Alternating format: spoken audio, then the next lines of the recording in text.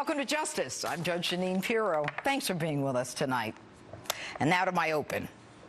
The presidential election in 38 days now comes down to the battle of political corruption versus truth, where one candidate chooses political correctness, the other brave enough to state the obvious. One says things not politically correct, not run through the prism of the contemporary political lens. The other says things that are, oh, so perfectly politically correct, considers words carefully, filters them, and then flat out lies to our faces. All the while, anarchy on our streets, riots against the one line of defense that separates us from chaos, kids shot on playgrounds with little notice, and virtually the same number of people killed in one city, Chicago, than died in the Iraq War. And now global terrorism enters the homeland. One candidate sees the turmoil, the other says everything is great and life is beautiful, and prefers to talk about name-calling and the implicit bias that we have. Lester, I think implicit bias is a problem for everyone, not just police. I think, unfortunately, too many of us in our great country jump to conclusions about each other.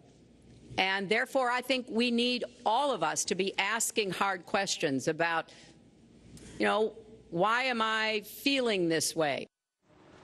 Isn't that nice? It's not so implicit, Hillary, when you call tens of millions of Americans who disagree with you every name in the book. You call us deplorable, and you tell us we are not America. Who then is America, Hillary? The people you're bringing in from other parts of the world? But no, you're worried about Donald Trump's name-calling 20 years ago. Now, you asked yourselves, folks, what's that got to do with anything? And you compare that to a Secretary of State who lies to us over and over, plays fast and loose with our nation's highest secrets, drones and satellite locations, for which others, not so powerful and connected, are prosecuted. What's more offensive, words or actions? A woman who ensures no one finds out what's going on in our State Department, who, along with her cabal, are wheeling and dealing between the State Department and her so-called charitable foundation, and when caught, evidence is destroyed with hammers and bleach spit. A woman who runs the State Department like a private piggy bank, missing $6 billion during her tenure. You tell me what's worse, name-calling or lying to grieving parents as their sons' bodies lay cold in caskets at Air Force Base, at Andrews Air Force Base, and then turning around and calling those very same parents liars. Like your husband, Hillary, impeached for lying, perjury, and obstruction of justice, you do it with arrogance and righteous indignation. And although he may be impolitic, and while I am not a fan of things he said 20 years ago about a woman under a contractual obligation to maintain her appearance, your history with women is all about destroying them.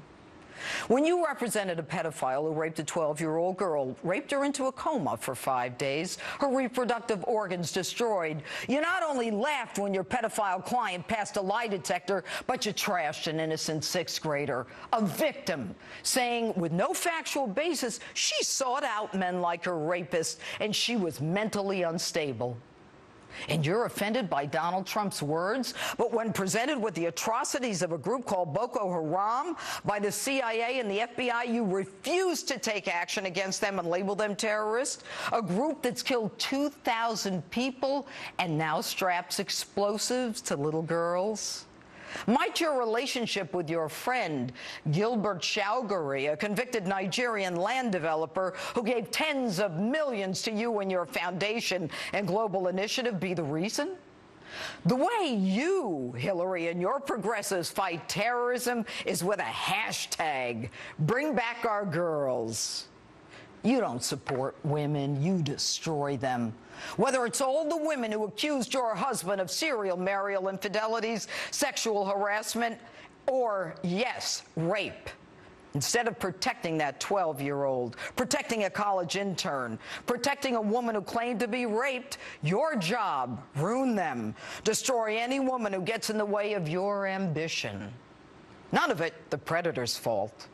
The war room created to assault the right wing, the crazy women desperate for attention, who wanted publicity, like Jennifer Flowers, who you said you'd like to crucify. You called her trailer trash. And Monica Lewinsky, you called her a narcissistic Looney Tune, until we found your husband's semen on her dress.